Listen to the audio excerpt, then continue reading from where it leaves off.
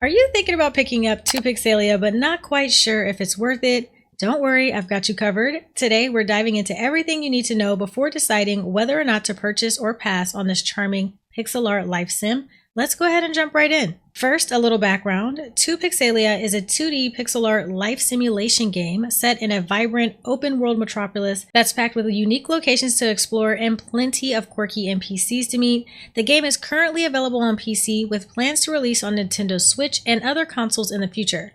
It's priced at $15 US, though you can snag it on sale right now for $13. Now that you've got the basics, let's break down what you can actually expect when you start playing Pixelia. Now, like most life simulation games, Pixelia starts with you creating a character, and I have to say, this was a little underwhelming for me if I'm being honest. I wish we had just a bit more variety or more options to choose from. Don't get me wrong, the options are not bad, and there are a lot of things I like about the character creator, such as the little picture on the side of the screen actually shows what your character's face looks like. It's kind of like a clearer picture of what your character looked like, especially when talking to other NPCs around town.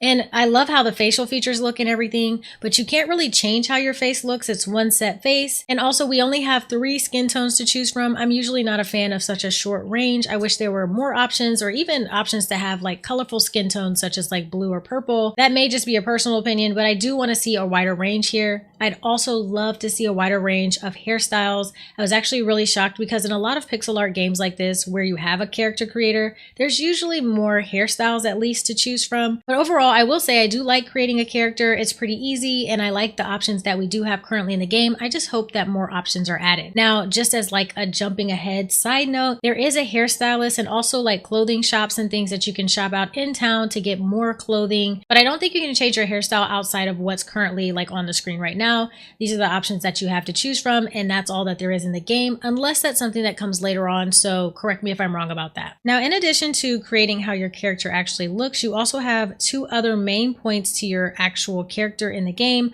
which is traits and also choosing a dream. Choosing a dream comes a little bit later in the storyline that you follow, but up front you will pick some traits, and these traits are kind of like aspirations or things that your Pixelian wants to do while they're out roaming the world, and just little things that they'll decide they want to do over time. Now, by completing traits as they pop up, you'll get aspiration points. We'll talk about that a little bit later, but just know there are some personality factors when it comes to creating your character too, so be mindful of that when you're going through the character creator. Now, next we're going to talk about graphics and kind of overall feel of the world and the vibe of Pixelia. So as you can see, it's heavy on the 2D pixel art, like graphic style. It's very nostalgic, I feel like, for a lot of people, and it does remind me a bunch of Stardew Valley. Now, as I mentioned earlier, you do start off in this city or metropolis type of area. It feels very busy. It feels very lively. There are people walking around, people working, there are people bustling and playing music for tips.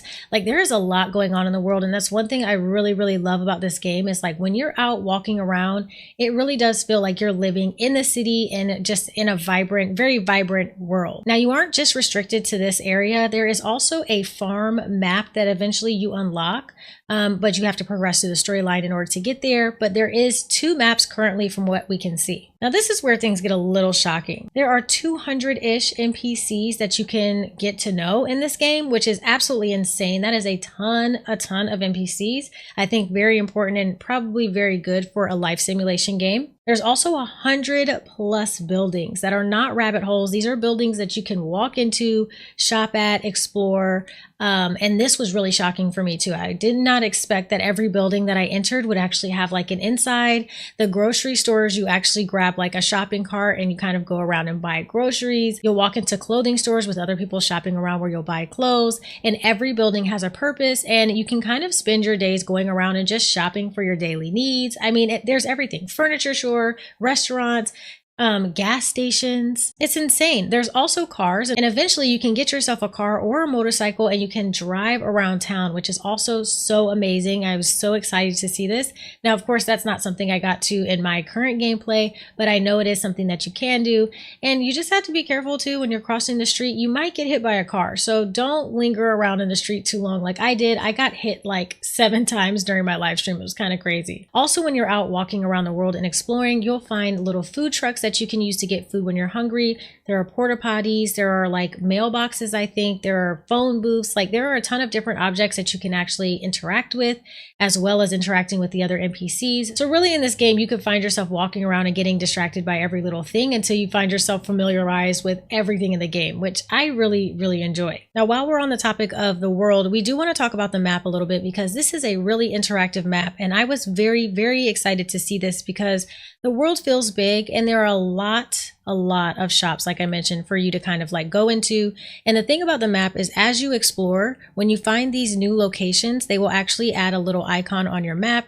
So you know exactly what you're looking for, but you actually have to go into the building first and identify this place on your map before it'll show up. It starts off pretty blank in the beginning. Getting around is pretty simple. You just need to walk to one of these bus stops and you can use the bus stop to get closer to wherever you're walking to. So it does feel very realistic. And again, there's a ton of things to explore. You can also see that extra world I mentioned. It's like a farm world called Pixelia, and you can see you can unlock it here as you progress through your story and level your character up. Moving on to your daily gameplay loop, this is pretty customizable and it really depends on your job, what type of dream you decide to follow, whether you're a criminal or just a normal working citizen in Pixelia. The options really are limitless and you can customize your own gameplay experience depending on what you're interested in. But in general, what you're going to find yourself doing while you're playing the game is caring for yourself. You're going to be exploring a lot. You're going to go to work for whatever job you choose. You'll be doing a lot of skill building, and you'll also be following the main quest line or the main storyline of the game. Now, I do want to talk about all of those points individually. Let's start with self-care. Now, self-care is pretty straightforward. You have hunger, energy, toilet, hygiene, and mood. Now, all of these are pretty similar to what you would see like in a game like The Sims. The goal is to keep your Pixelian alive, essentially. You need to make sure that they're eating, sleeping, taking care of their body, and also in a good mood. I will say I don't find it hard to maintain the needs of my Pixelian or my character. I don't even know if it's called Pixelian, by the way, but we'll just say Pixelian. I find it pretty simple to do, but one thing I will point out that I don't like is a lot of these regular activities such as using the bathroom or taking a shower kind of require you to participate in a mini game, which I personally don't love. I did ask my chat how they felt about this, and a lot of people seem to not mind it so much. But for me, if I go to use the bathroom, I don't really want to do a mini game to use the toilet or to take a shower.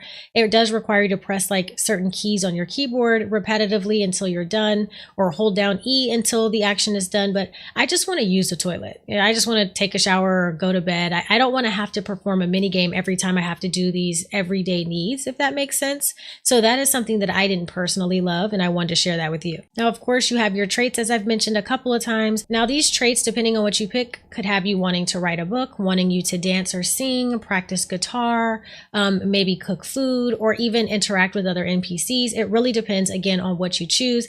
But some of these traits can be difficult to understand what you need to do. So, for example, I had a trait that wanted me to either write a book or something like that, but I could not for the life of me figure out what exactly I needed to purchase or where I needed to go to try to level up this skill, which was a little frustrating because, again, I just had no idea. Now, this was going to be one of my gripes for the game, but I will say, I don't know if this was a recent update or if I just missed it while I was streaming, but there is a section here that says tutorial. I'm going to say now because I don't think this was there when I was streaming the game. And in the tutorial, you can see you have a bunch of different options for how to do certain activities that you'll do in the game, such as writing a book. And now I can see exactly how to write a book and the required items in order to write a book. So I know I need to buy a study desk and the mini game that I'll have to participate in order to finish the book. I will say that some of these mini games are fun and I do enjoy them. I just don't want to have to do them for everyday activities. So having to do them for something like painting or writing a book is totally fine, but not for using the restroom, if that makes sense. Now, I do also want to point out that these are definitely new. I feel like these were not here when I was playing the game, but we now have skill progression speed and how fast needs drop, which allows you to customize how quickly or slowly these things change. And also that we have key bindings now as well. This is a great way to customize your gameplay experience. And I'm really happy to see these options in a life simulation game. It's really important, I think. Now let's talk about relationships. Now, as I mentioned, there's 200-ish NPCs.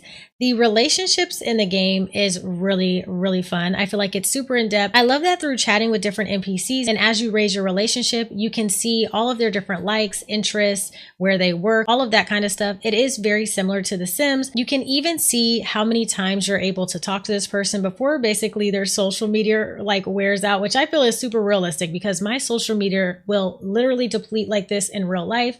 So you have, it seems like 7-ish interactions that you can do with someone each day to get to know them, which I found really interesting and a lot of fun. Now you do have to make sure you pick the right interaction because sometimes it'll either not affect your relationship at all, it'll decrease your relationship, or it'll increase your relationship. So you have to be mindful about what you're choosing as you get to know the specific NPC. One thing I don't like about this though is there's this weird waiting period between each interaction and I can't tell how long the interaction is taking. So I'll move to try to click to do some type of other chat or something with them and it'll say that I need to wait until the first action is done. I would love it if it was set up like The Sims where you could choose to do multiple different interactions and then just let them play out on their own time versus having to wait for the first one to be done, then click another one. So I really found myself spam clicking until, it was available for me to click essentially. That's a very small gripe, but overall building relationships feels pretty good. And it doesn't seem like it takes too long to build relationships. Now, maybe you choose to be a not so friendly Pixelian and you decide to be a villain. As you progress through the main storyline, you'll find that you can punch and hit other Pixelians.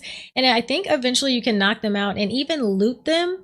You can also break into people's houses. I mean, you can be a total villain. This is why people say this is like The Sims, Stardew Valley, and Grand Theft Auto had a baby because you can get pretty violent in the game if that's something that you choose. Now, if you do choose to be a villain, don't be surprised when some of these grudges come back around. So some of the NPCs will hold grudges against you if you knock them out, obviously, or if you steal from them. So it will affect how you can interact with other people moving along in the game. If you choose to, you can get married and have kids. I did see cribs in the game. I did see that there was an option for marriage. As you level up your relationship, your significant other can move in with you and then you can have kids. However, I don't think you can play with anyone else. You only play with your one main character. Moving on to your career or working in the game, I cannot say enough good things about this. I absolutely love how work is set up in Pixelia. It feels very interactive, but basically you start off in the main storyline where they help you get a job. And this is just a basic job like waitressing. I think you could be a butcher or something else, but they're very basic jobs. I started out as a waitress and at work you play through a mini game. I've only done one so far, so I'll talk about the one I did, which is waitressing. You wait tables. So you have to pick the right meal and deliver it to the customer in time in order to get a tip. And then at the end of the day, you'll collect all your tips and go home. I found this to be so much fun. It felt a lot like Plate Up. This didn't get boring to me or repetitive. It was just a fun way to kind of go through work.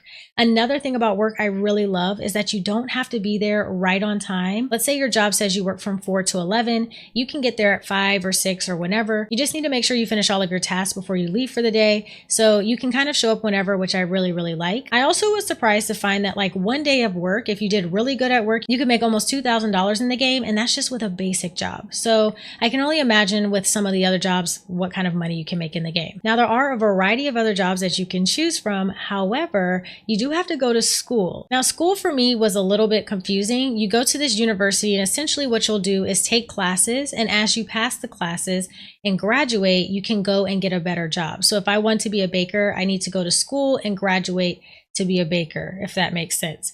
I like that there's a variety in different jobs that you can work, and I'm really excited to start working a better or a new job, but I did not know where to go in this school. I didn't know what place to visit. I had no idea. I genuinely don't know. I just started walking into doors and trying to figure out what class I was supposed to be in. I would love if there was a schedule or something where I could see what classes I need to take and at what time so that I could be at school on time, take a class and leave. It feels a little bit unorganized. And again, there's not a lot of hand holding. You kind of just got to figure it out. I did end up going into class and I was totally unprepared. I had no idea that there was going to be some type of mini game or something for me to participate in. So I didn't do well in class and I ended up just leaving. So I don't know. I wish there was a better explanation on how university works in the game, but just another thing for you to be mindful of. So maybe you don't want to work a conventional job and maybe you want to do some side hustles in addition to you robbing the Pixelians around town. You can definitely do that. So you have a phone in the game and this aspect is, again, another thing that I really love.